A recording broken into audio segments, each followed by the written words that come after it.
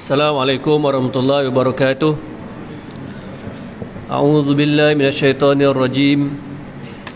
Bismillahirrahmanirrahim. Alhamdulillahi rabbil alamin wassalatu wassalamu ala asyrafil anbiya'i wal mursalin wa ala alihi wa sahbihi ajma'in.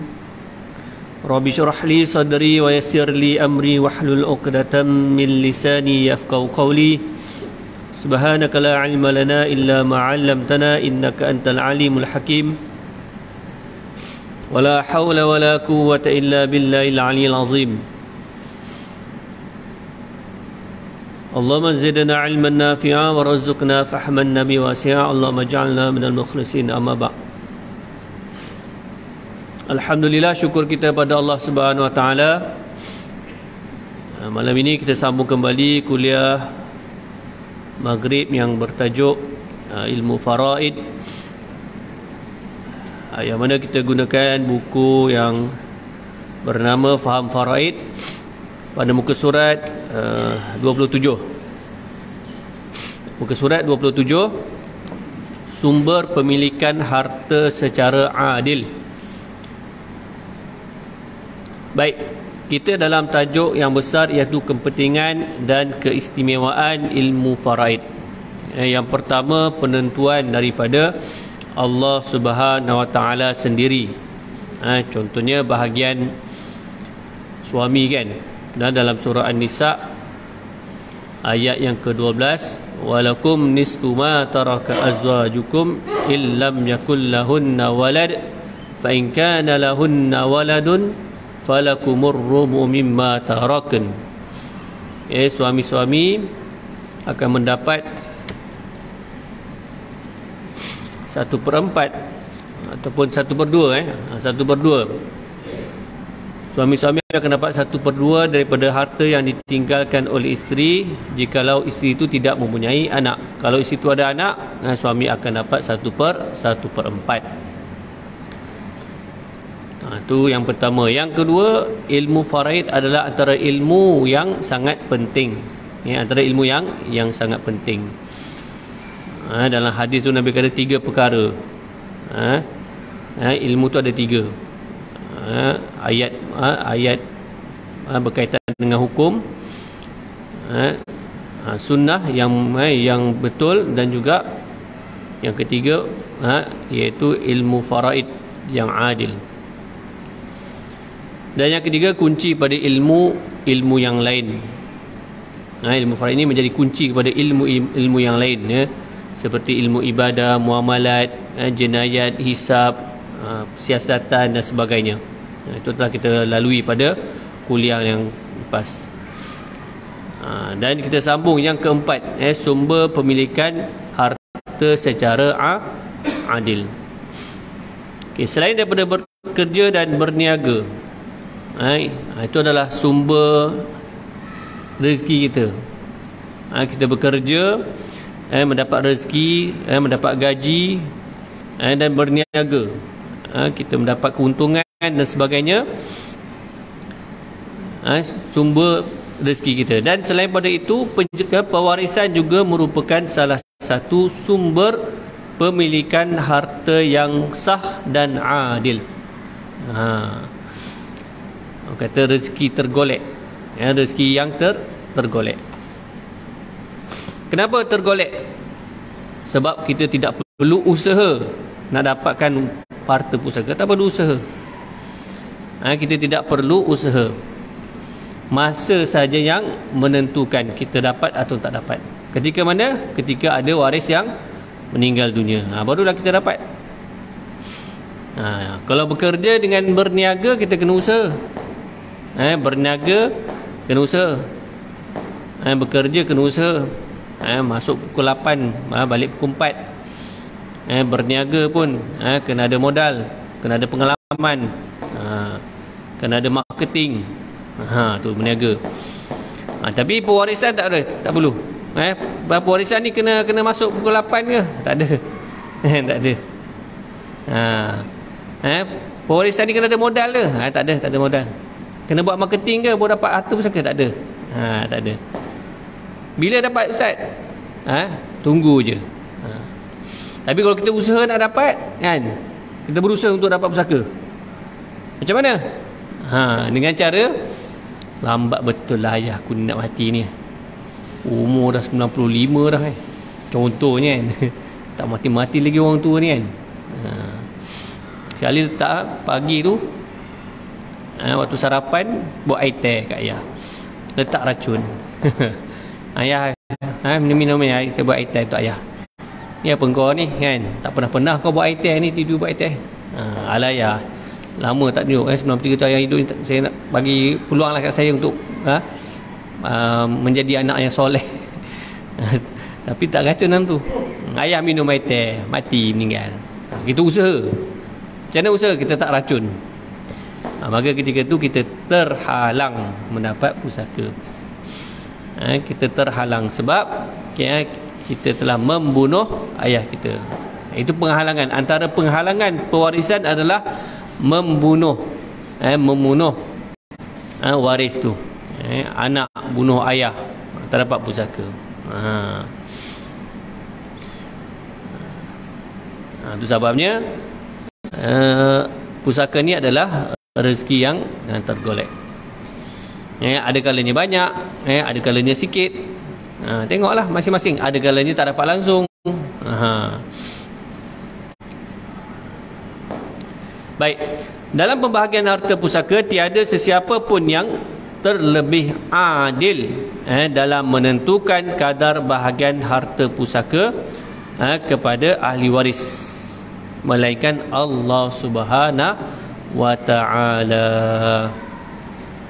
Tak boleh abang sulung kata lagi adil, aku ni yang sulung, ataupun ketua kampung, aku tahulah aku ni ketua kampung, kan, ataupun atuk, kan, aku ni atuk, aku makan garam daripada korang, aku tahulah macam mana nak bagi. Dulu-dulu pun dia orang bagi macam tu juga. Kita pun ikut je. Tapi sebenarnya yang lebih adil adalah Allah Subhanahu wa ta'ala. Dan dalam ayat yang ke-11 Allah berfirman, aba'ukum wa abna'ukum la tadruna ayyuhum aqrabu lakum naf'a. Ayah-ayah kamu, anak-anak kamu, Allah berfirman, kamu tidak tahu yang manakah yang terlebih banyak manfaatnya terhadap kamu. Kamu tak tahu yang mana yang lebih banyak manfaatnya. Allah dah bagi warning dah. Jangan pandai-pandai lah. Walaupun kalau ayat ni ditujukan waktu kita hidup, kita hidup ni, aku nak tetap dah bagi pusaka untuk anak-anak.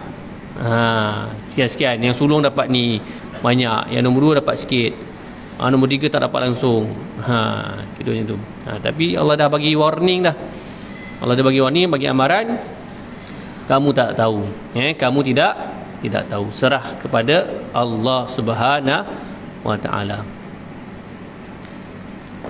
Baik, firman Allah Ta'ala, wa tammat kalimatu rabbika sidqan wa adla la mubaddila li kalimatih wa huwas samiul alim. Ayat ini berkenaan dengan keadilan Allah Subhanahu wa ta'ala. Firman Allah Subhanahu wa ta'ala, dan telah sempurnalah kalimah Tuhanmu, yakni Al-Quran, meliputi hukum-hukum dan janji-janjinya. Mana? Sempurna dengan mana? Dengan benar dan adil. Setiap hukum, setiap apa yang diberikan oleh Allah Subhanahu wa ta'ala itu adalah benar, yang pertama, dan yang kedua adalah adil. Kita suka ke kita tak suka, tapi itulah keadilan Allah Subhanahu wa ta'ala. Tiada sesiapa yang dapat mengubah sesuatu pun daripada kalimah-kalimahnya. Jangan kita pandai-pandai nak ubah, kan? Asal contohnya suami tadi dapat 1/2, anak isteri itu tidak ada anak, tiba-tiba dia kata suami dapat 2/3, lagi banyak, kan? Ataupun suami dapat semualah, kan? Isteri meninggal tak ada anak, ada suami je, ayah dengan mak isteri dah tak ada dah. Terus conclusion, kalau macam tu, suami dah, saya tahu suami dapat 1/2, tapi kemudian ada baki 1/2, aku tak ada orang lain, saya lah ambil suami. Dia nak ubah.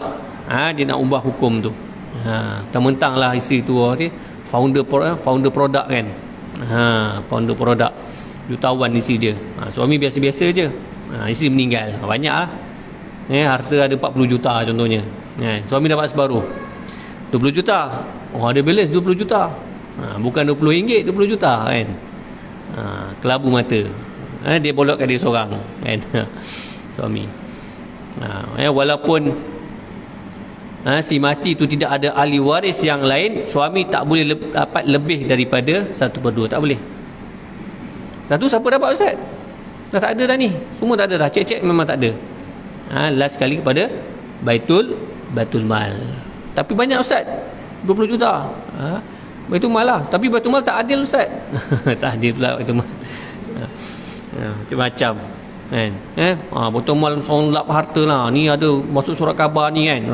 SPRM pergi siasat Baitul Mal lah.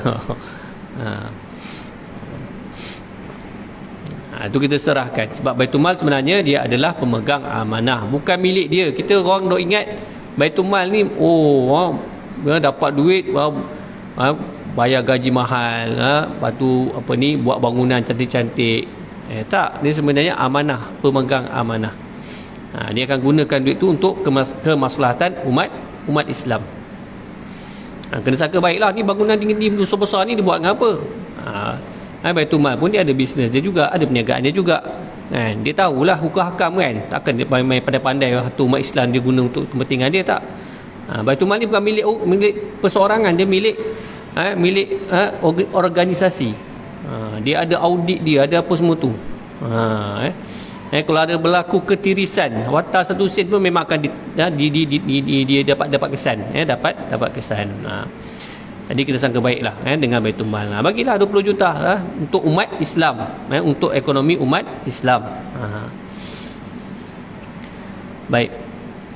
Sebab zaman dulu Baitul Mal ni sebenarnya Kementerian Kewangan. Kementerian Kewangan Kerajaan Islam adalah Baitul Mal. Baitul Mal Kementerian Kewangan. Cuma sekarang kita asing lah, sebab yalah puan-puan menyalahkan politik kan. Sebab kita dijajah, diasingkan politik dengan agama. Jadi dia dah berubah. Tapi satu hari nanti kita tak tahu kan, sistem pentadbiran secara Islam akan kembali meliputi umat Islam akan datang insya-Allah. Jadi itu kembali baiklah peranan Baitul Mal kan. Jadi besar luas peranan dia, Kementerian Kewangan. Mentang-mentang untuk apa semalam belanjawan negara belanjawan negara.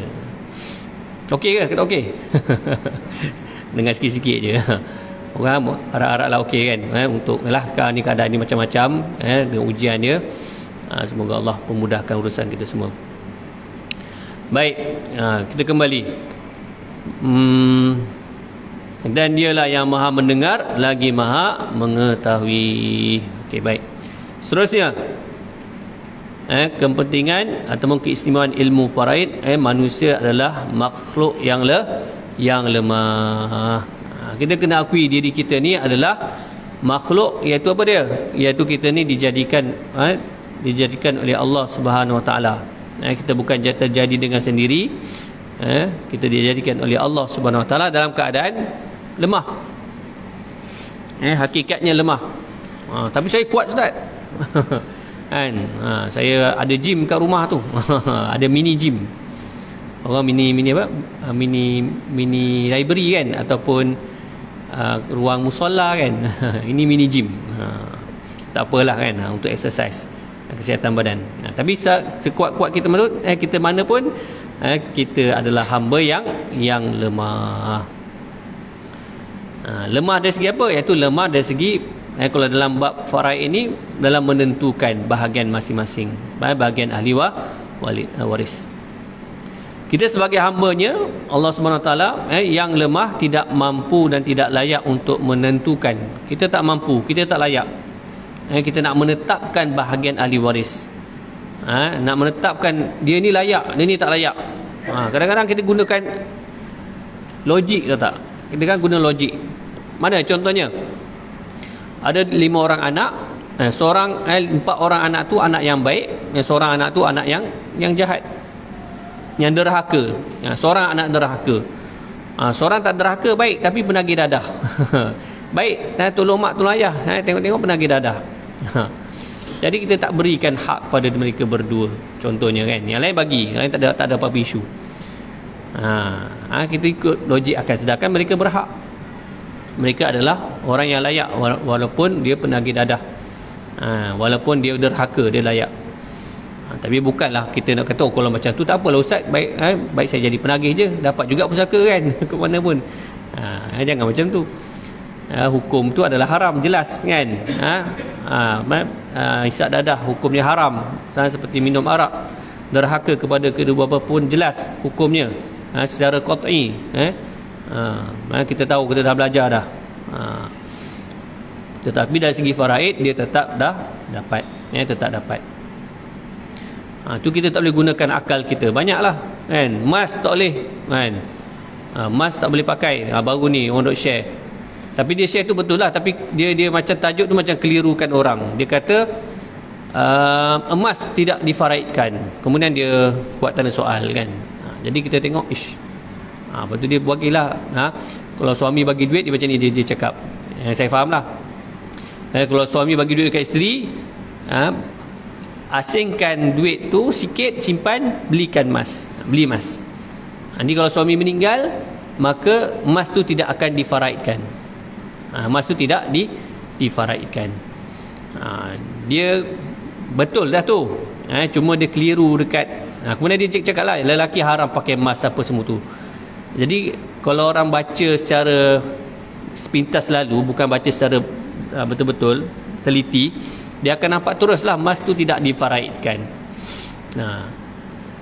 Sedangkan kalau ikut hukum, kalau emas tu adalah emas suami yang beli, suami meninggal, dia akan jadi pusaka lah, jadi pusaka. Jadi dekat sini kenapa tak jadi pusaka? Sebab suami tu bagi duit pada isteri, jadi duit tu milik isteri, kemudian isteri beli emas, jadi emas tu milik isteri ke milik suami? Milik isteri. Bila suami meninggal, memanglah tak jadi pusaka, sebab itu bukan milik suami. Bukan isu lelaki haram pakai emas, bukan. Dia tak explain kat situ. Dia explain lelaki haram pakai emas. Nanti orang duk ingat, okey, itu suami meninggal, kalau isteri meninggal ada emas, jadi emas tu tak faraid lah, sebab lelaki haram pakai emas. Sedangkan kena faraid. Kalau isteri meninggal, emas tu jadi faraid kan. Isteri duk ambil duit suami sikit, suami bagi duit, dia simpan, beli emas. Konon-konon simpan takut suami meninggal. Tengok-tengok sampai meninggal, isteri meninggal, ada emas. Emas tu kena faraid, kena faraid. Walaupun lelaki haram pakai emas, tetapi wajib difaraidkan. Dia macam mana ustaz? Senang je, jual dia emas tu, bagilah kan. Tapi saya nak ni emas mak saya ni, saya sayang, saya suka. Daripada waktu mak saya belum beli, saya dah ngidam dah nak ni. Kalau mak dah tak ada ni, saya nak. Jadi awak kena bayar lah. Emas tu awak kena bahagian ahli waris yang lain. Kira faraid, kena bayar bahagian mereka mengikut persetujuan. Kalau tak mampu, cuba bincang lah, boleh tak yang lain tu bagi diskaun. Kalau boleh, bayar sekadar yang mampu. Kalau kata dia nak hak dia juga, wajib bagilah. Itu hak mereka. Barulah boleh ambil emas tu. Tadi banyak yang berlaku sekarang. Emas tu tak senang je, kata lelaki haram pakai emas. Dia punya dalil dia kan. Memang haram, tapi milik boleh. Jadi kita kiaskanlah dengan perkara-perkara lain. Itu yang perempuan punya. Yang lelaki contoh kopiah kan. Kopiah mana perempuan pakai kopiah? Lelaki suami meninggal, jadi kopiah pun kena faraid juga. Tapi isteri yang waris perempuan ustaz, ada isteri, ada anak perempuan, ada adik-beradik perempuan tu je, kena faraid juga ke? Kopiah kena faraid lah. Itu hak mereka. Tapi mana boleh mereka pakai ustaz? Jadi cara dia, ketiga orang tu lepaskan hak mereka, berilah kepada sesiapa pun. Yang penting mereka lepaskan hak mereka dahulu. Lepaskan hak pada kopiah tu, walaupun nilai dia berapa ringgit sangat. Dulu beli berapa RM10 kan, ni dah pakai lama tak tahulah RM1 ke ataupun 50 sen je. Tapi dia ada nilai kena dia lepaskan hak. Jadi hak walaupun sedikit. Tu cara dia.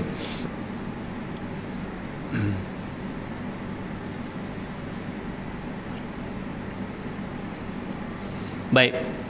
Tu firman Allah Subhanahu Wa Taala yang menunjukkan kita ni makhluk yang lemah. Aba'ukum wa abna'ukum la tadruna ayyuhum aqrabu lakum naf'a faridatan minallah innallaha kana aliman hakima. Ibu bapa kamu dan anak-anak kamu, walaupun ayat ni ditujukan khas bagi orang yang masih hidup kan, tetapi kita boleh kiaskan juga apabila seseorang tu telah meninggal dunia, sama aja.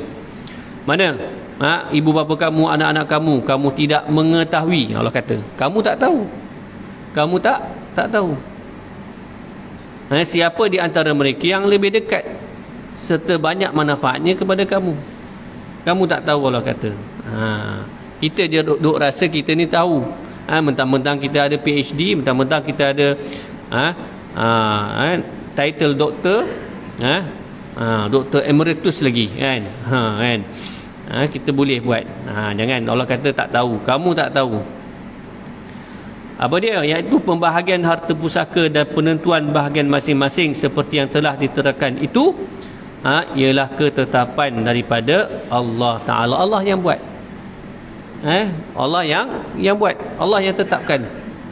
Jadi kita serahkan kepada Allah Ta'ala. Dia ikut saja. Kita ikut sahaja. Innallaha kana aliman hakimah. Allah nak kuatkan lagi dakwaan Allah Ta'ala tu. Sesungguhnya Allah Ta'ala maha mengetahui. Apa? Diri kita tidak tahu, kita jahil, kita bodoh. Allah yang mengetahui, hakiman, lagi maha bijaksana. Allah lagi bijak. Kita ada 10 PhD ke 100 PhD itu pun tidak dapat melawan Allah Subhanahu Wa Taala. Allah maha bijaksana. Kita serahkan pada Allah Subhanahu Wa Taala. Baik. Dan yang keenam, mencegah daripada persengketaan. Jadi ilmu faraid ini mencegah daripada berlakunya perselisihan, persengketaan, terutamanya di kalangan ahli waris. Baik, terdapat banyak masalah pembahagian pusaka yang berpunca daripada perselisihan di antara ahli waris. Itulah punca utama. Terdapat diselesaikan sebab ahli waris bergaduh, berselisih, tak setuju, tak berlaga angin. Jadi apakah punca utama dia? Punca utama dia adalah disebabkan oleh mereka tidak mengetahui atau kurang faham berkaitan dengan ilmu faraid. Ada jemaah bukan kat sinilah, kawan duk cerita, dia buat kuliah first time kat satu masjid ni, tak silap saya dekat Kelantan. Dia cerita pasal ilmu faraid. Lepas selesai cerita pasal faraid, lepas solat apa semua tu, seorang jemaah jumpa dia, ustaz, selama tu pakcik tua dah tu, pakcik tua dah, selama saya duduk masjid ni, duduk dengar kuliah masjid ni kali pertama saya dengar pasal faraid, kata. Pasal faraid kali pertama. Tu tengok, jadi banyak masyarakat banyak lagi masih jahil. Tu je menyebabkan berlakunya kematian, bergaduh, bergaduh. Hatta yang dah selesai faraid pun bergaduh lagi, kan, depan mata kita kan. Semua terkenal, semua dah, benda tu dah viral dah kan. Kes mana? Kes arwah abam kan. Sampai sekarang tak selesai lagi. Tak selesai lagi, walaupun hukum dah jelas. Pembahagian pun dah buat sebenarnya. Sebenarnya urusan faraid itu sebenarnya dah selesai, tapi dia belum terlaksana. Jadi dakwaan adik arwah tu dia kata urusan faraid sedang berjalan. Sebenarnya tak. Sebenarnya dah selesai urusan faraid, cuma nak menyelesaikan harta pusaka tu. Pembahagian faraid tu dah selesai, dah tetap dah. Cuma nak selesaikan macam rumah kan. Sekarang ni dia kenapa adik arwah, kalau kita fahamlah, adik arwah mendapat bahagian dia, sedangkan arwah ada anak lelaki. Yang mana kalau kita belajar, saya pernah beritahu kan, kalau si mati ada anak lelaki, jadi anak lelaki itu akan menghalang adik-beradik. Adik-beradik tak akan dapat. Tak akan dapat. Tapi dalam kes ni kenapa adik-beradik dapat? Kita jangan terkejut. Kita bertenang dulu.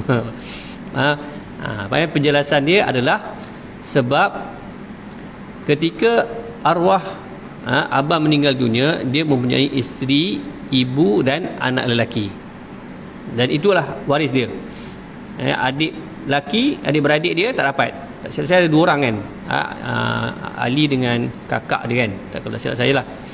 Jadi tak dapat sebab ada anak lelaki. Jadi yang dapat hanya isteri, ibu dan juga anak lelaki. Baik. Kemudian dalam proses pembahagian pusaka tu, ibu arwah meninggal. Ibu arwah meninggal dunia. Apabila ibu arwah meninggal dunia, jadi ahli waris dia adalah anak-anak ibu tu. Anak-anak itu adik-beradik kepada arwah abang. Jadi dapatlah pada bahagian ibu 1/6 tu dapat kepada Ali dan juga kakak dia tu. Tapi 1/6 tu bagi 2 orang, tapi kadar Ali tu 2 kali ganda lah. Mana dia dapat juga hak dia.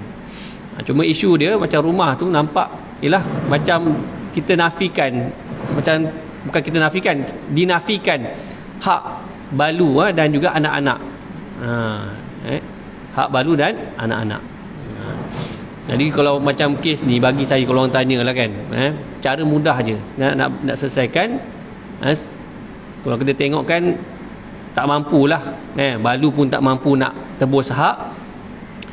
Yang Ali apatah lagi lah nak tebus hak. Saman pun tak bayar lagi 60,000 kan. Jadi cara mudah, cara senang, iaitu jual rumah itu dan bahagikan faraid. Balu dapat 1/8, 1/6 tu diberikan kepada adik-beradik Ali dan kakak dia, dan baki tu untuk anak arwah. Selesai. Selesai. Ini isu macam-macam lah kan. Biasalah kalau artis kan, lepas tu main dengan netizen lagi, orang duk ulas itu ulas ini kan, macam-macam. Itulah contoh. Contoh berkaitan dengan pembahagian pusaka. Jadi kalau kita faham, mana benda tu sebenarnya mudah diselesaikan. Mudah diselesaikan. Lain lah kalau arwah tidak ada anak lelaki. Kalau tak ada arwah, tak ada anak lelaki, itu memang adik-beradik akan dapat lah. Akan dapat banyak sikit lah. Akan dapat banyak sikit. Tapi yang ni dia dapat sikit. Kenapa? Sebab dia melalui 2 peringkat. Arwah meninggal, kemudian ibu dia meninggal, barulah adik-beradik boleh dapat. Tapi dia melalui 2 peringkat lah. Kalau direct dia tak boleh dapat, sebab arwah ada anak lelaki.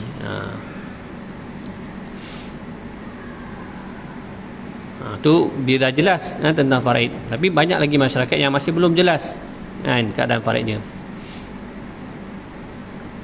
Akibatnya mereka akan menentukan pembahagian harta pusaka di kalangan mereka mengikut akal dan nafsu mereka. Mana? Contohnya, abang sulung akan mendakwa bahagiannya mesti lebih, mesti dapat lebih. Ini cerita P. Ramlee kan, 3 Abdul kan. Yang abang sulung tu dapat harta estate kan. Yang nombor 2 tu dapat duit dalam bank je kan. Pound sterling kan. Dia kata sebab dakwa dia sulung, anak sulung mesti dapat lebih daripada anak-anak yang lain. Baik, manakala anak perempuan pula, dia pun nak juga. Dia kata dia mesti dapat lebih banyak. Kenapa pula dia dapat lebih banyak? Sebab dia kata, dia dakwa dialah yang menjaga arwah mak kan. Mak sakit, dia yang bawa ke hospital, guna duit minyak nak claim balik kan. Dia beli ubat, dia beli makanan, dia tolong suapkan mak, mandikan dan sebagainya tu. Dia nak claim balik lah. Semua bakat dakwa-dakwi semua. Jadi ke situ, sampai kalau macam ni tak akan selesai lah pusaka. Tidak akan selesai. Keadaan seperti ini boleh menyebabkan perselisihan di kalangan ahli waris apabila ada sebahagian ahli waris yang tidak setuju dengan cara pembahagian tersebut. Ada satu soalan yang saya terima tentang pusaka juga.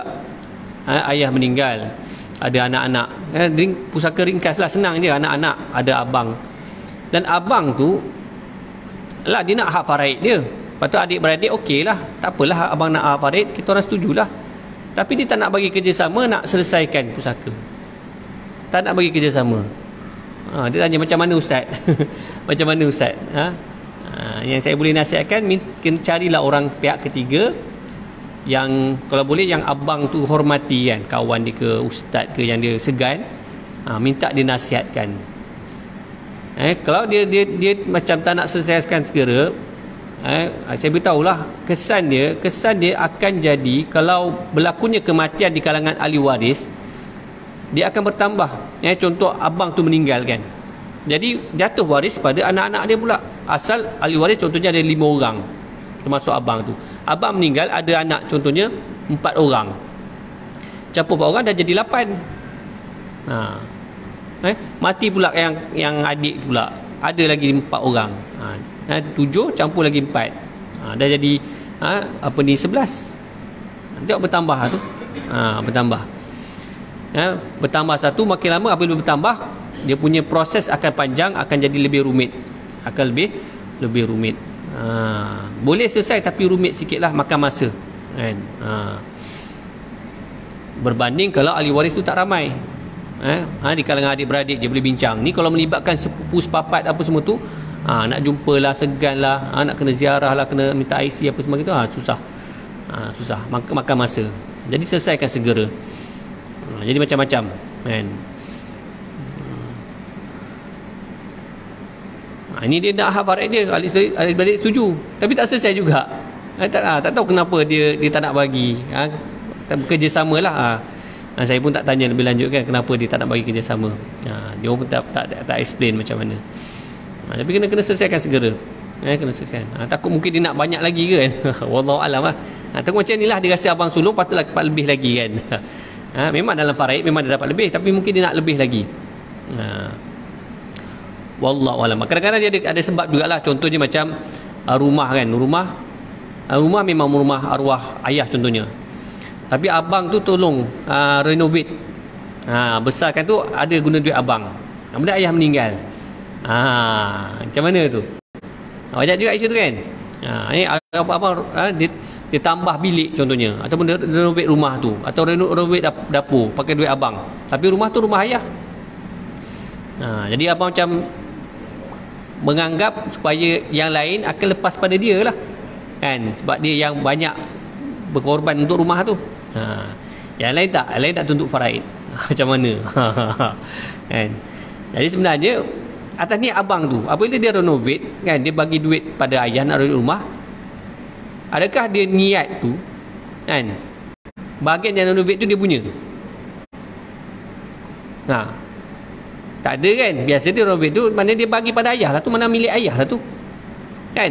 Tak ada. Kalau kita kata ni, ada tak pernah dengar kalau dia kata betul lah dia renovate tu bahagian dia, maknanya yang renovate tu milik dia lah.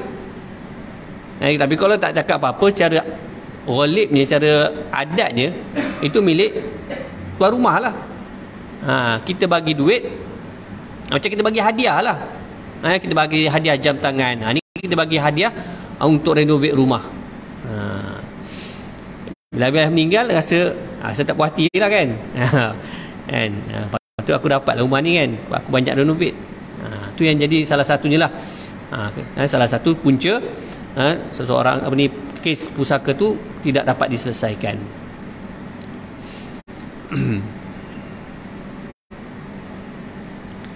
Baik, habis. Kita masuk pada tajuk sumber hukum faraid. Okey, sebelum tu saya ada dapat soalan daripada jemaah. Boleh WhatsApp pada siapa ni? Nak kalau nak tanya, WhatsApp pada Tuan Bilal kita Dia kata dia tanya, ibu tak boleh. Saya tak pasti soalan sebab tak ada tanda soal ni. Okey, dia apa ni? Sebab ni ada nombor 1 ni, nombor 2 tak ada 1 ya. Okey. Soalan dia, ibu tidak boleh sentuh duit anak-anak yang bawah umur. Okey, ini suami meninggal lah.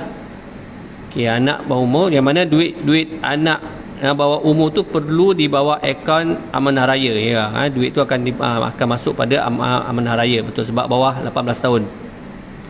Selepas kematian arwah suami. Okey, tanggungjawab nafkah anak-anak dalam Islam jatuh sebelah suami. Ni soalan kot kan, soalan kan, belah suami. Betul lah. Jadi tanggungjawab anak-anak arwah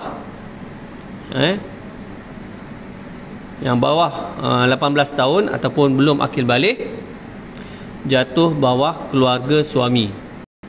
Mana? Iaitu bapa, bapa suami, atuk pada cucu tu. Dan dia tengok syarat-syarat je lah. Kalau atuk tu tak mampu ataupun atuk uzur, maka jatuh pula pada yang lain. Belah atas dia, atas dah tak ada dah. Belah moyang dia tak ada, moyang dah meninggal dah. Kemudian jatuh kepada adik-beradik lelaki si mati. Adik-beradik lelaki si mati. Dan seterusnya lah. Itu dengan syarat-syarat dia. Yang pertama dia nafkah diri sendiri dulu, kemudian nafkah isteri dan anak-anak. Dah lepas semua nafkah tu, ada lagi balance, barulah nafkah kepada anak saudara ni, anak saudara.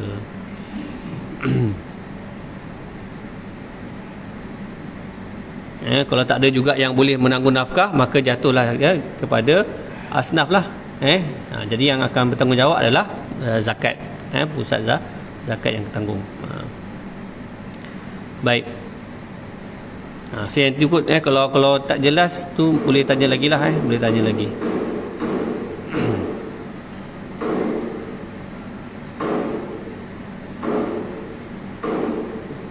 Okey.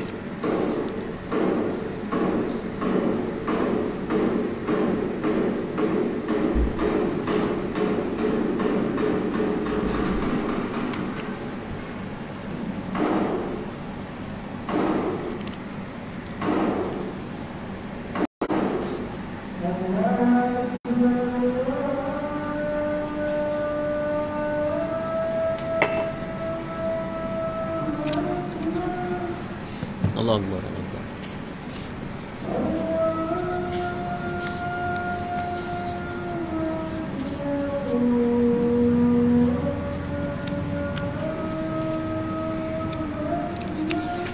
Akbar. Allah Akbar.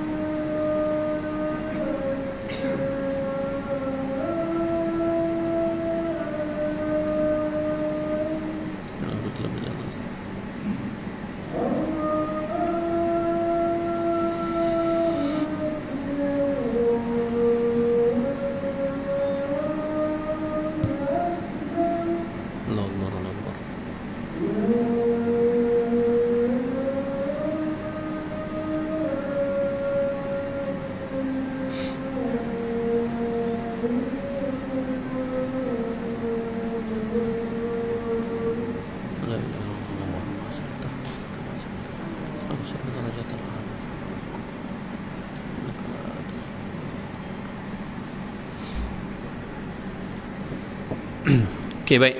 Ada soalan lain tak? Saya rasa kita berhenti dululah sebab ini sumber hukum faraid ni. Kita bolehlah sambung kuliah. Kuliah rasanya lepas raya rasanya. Kan? Tak sempat aku rasa. Ya. Bulan depan ni dah Syaban, kemudian Ramadan. Mungkin lepas raya lah, kan? Ya?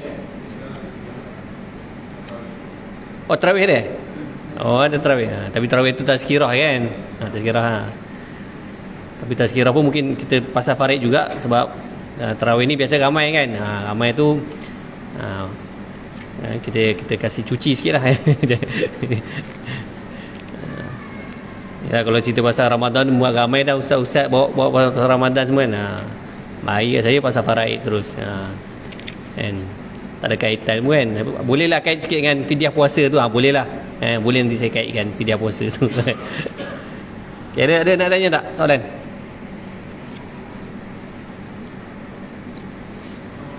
Waalaikumsalam warahmatullahi. Ya, tuan.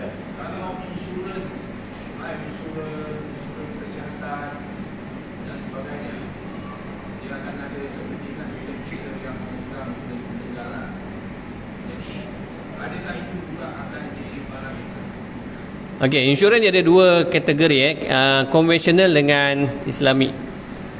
Kalau Islami dinamakan takaful. Okey, baik. Takaful dia terbahagi pada dua pula. Takaful wasi berpenama ataupun takaful hibah. Takaful berpenama ataupun takaful wasi itu akan difaraidkan. Akan difaraidkan. Adapun takaful hibah itu tidak akan difaraidkan. Milik penerima hibah lah. Kalau kita letak nama isteri, jadi isteri punyalah. Dan letak nama suami, suami punya. Dan insurans konvensional yang bukan Islami, dia tidak akan menjadi harta pusaka. Kenapa tidak akan menjadi harta pusaka? Sebab dia adalah pampasan tersebut adalah kategori wang tidak patuh syariah. Wang tidak patuh syariah. Jadi kadar yang boleh diambil yang jadi pusaka daripada pampasan insurans konvensional hanyalah kadar caruman saja. Caruman saja. Contohnya sebulan kita carum insurans konvensional. Nak cerita pasal insurans konvensional, kita carum sebulan 100. Kemudian setahun kita meninggal, maknanya total adalah 1,200. Dapat pampasan 100,000 contohnya. Yang kita boleh ambil hanyalah 1,200, yang 1,200 sebagai harta pusaka. Baki dia tu tidak menjadi harta pusaka. Waris tak boleh, sebenarnya tak boleh ambil sebab itu tidak patuh syariah. Kena serahkan kepada Baitumal. Baitumal. Itu atas amanah masing-masing lah kan. Itu yang kita kalau ada yang konvensional kena surrender. Kena, tapi ustaz dah lama ustaz, saya buat waktu saya belum kahwin lagi ustaz. Ni dah ada cucu dah ustaz. Segas. Jangan macam tu. Sebab benda tu tidak patuh syariah. Tidak patuh syariah. Dan kita ada alternatif. Mungkin dulu kita ambil sebab dulu tak ada takaful. Terpaksa ambil. Sekarang dah ada takaful, kena tukar lah. Kena tukar kepada Islami. Islami. Tu kaedah dia lah. Kaedah dia. Baik, jelas tuan? Okey. Jadi dua dia ada dua tu. Jadi apa ni samalah, yang lain-lain pun samalah. Yang insurans asalkan dia insurans konvensional, tak kira daripada mana syarikat pun, ataupun kadang-kadang dia linkkan dengan Islamik punya investment, nama Islamik kan, Al-Tabarruk sekian-sekian kan. Tapi tengok insurans tu adalah insurans konvensional, dia tetap menjadi insurans konvensional, tidak akan menjadi takaful. Tidak akan menjadi takaful. Tu kena hati-hatilah. Mungkin kalau ni nak lebih detail lagi, boleh tanyalah ejen-ejen takaful apa semua tu berkaitan dengan takaful. Tapi dari segi faraid macam itulah, dari segi pusaka macam tu. Baik, ada lagi soalan? Ya, Pakcik. Kuat sikit Pakcik, tak dengar. Mas, ya. Masih ada banyak emas ke?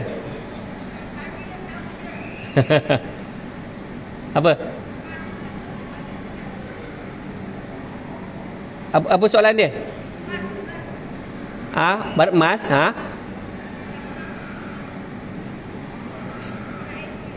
Farid ni macam mana?